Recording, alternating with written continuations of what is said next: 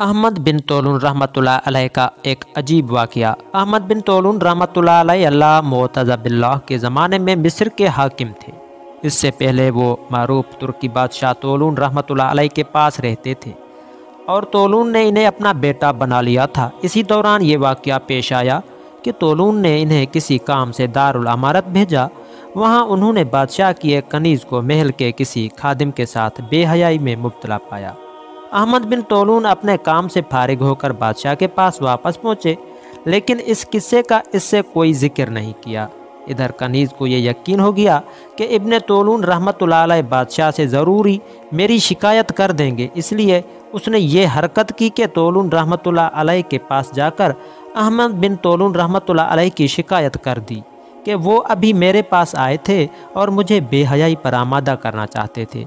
कनीज़ ने शिकायत इस अंदाज से की कि बादशाह उससे बहुत मुतासिर हुआ। उसने फ़ौरन अहमद बिन तोलून को बुलवाया और कनीज़ की शिकायत का ज़ुबानी तौर पर तो कुछ जिक्र नहीं किया, अलबत्ता एक मोहर शुदा ख़त उनके हवाले कर दिया और हुक्म दिया कि ये ख़त फलां अमीर के पास पहुंचा दो।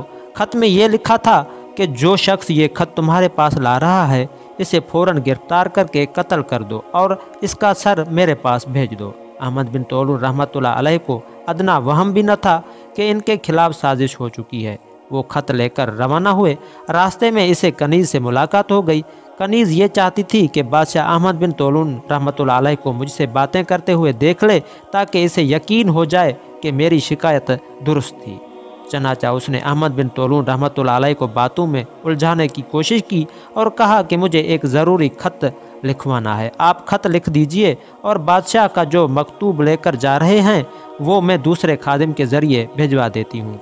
चनाचा उसने बादशाह का मकतूब इसी खादिम के हवाले कर दिया जिसके साथ वो मुब्तला हुई थी। वो खादिम ख़त लेकर इसी अमीर के पास पहुँचा।